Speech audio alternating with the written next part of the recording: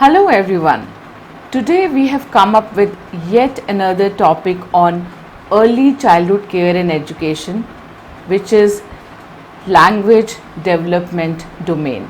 Language development is an important part of child development. It supports our children's ability to communicate. It also supports our children's ability to express and understand emotions, think and learn, solve problems, develop and maintain relationships. Learning to understand, use and enjoy language is the first step in literacy and is also the basis for learning to read and write. In the first few years, children develop many oral skills which help them when they go to school, and this learning of language keeps on happening in their childhood and adolescent. Now, how do we encourage early language skills? There are few methods which parents and caregivers and also the facilitators at school can opt for, like talking to the children from birth. It is very important that the parents keep talking to the children on the topics the children would react to or respond when talked about, and also use different object names so that they can relate to the objects accordingly and learn language. We can also use different words in different contexts, like we can show them an orange ball and also show them the orange which they can eat. This helps the child learn what words mean and how words work.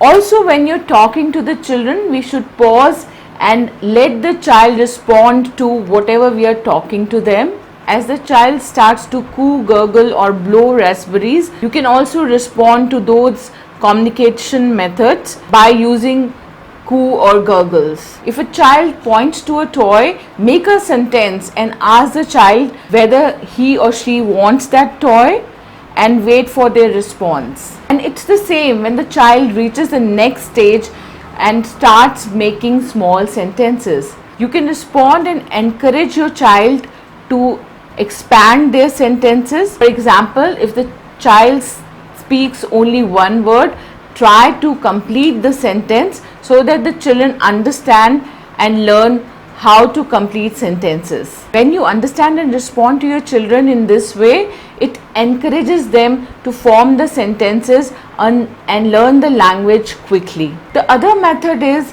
reading to the children. That is also a very good method to increase their vocabulary and also make them learn and understand the language in a much quicker way. We can pick up any book of their choice, maybe a picture book, and ask them questions which they might just respond in 1 or 2 words, but it will help them build up the vocabulary and ultimately the language. Also, while showing them the pictures, for example, of malls or parks, you can ask them questions when you take them there. It's also very important that while showing them the picture books, you relate to them with the live examples when they went to mall or park with you and how it's the same in the book. In this way, relatability would increase and the children would learn the language. This shows your child the relation between written and spoken words, helps the child understand that words are distinct part of the language. Also, while reading to them, if you show them the words which you are reading, they would also try to relate to those words and ultimately learn the language in this way. These are important concepts of developing literacy. All the children reach a particular milestone when they reach a particular age. So we have to be always on the lookout of how the children responding in the language manner and whether they are reaching the correct milestone or not. For example, by the age of 4 to 6 months, the children should be using one letter syllable words like ba, ba, and by the time they reach 9 or 10 months or 12 months old, they should be able to form 2-word sentences. By the time they reach 10 to 11 months, they should be able to speak their first word. In this way, there are different language milestones a child should achieve by a particular age group.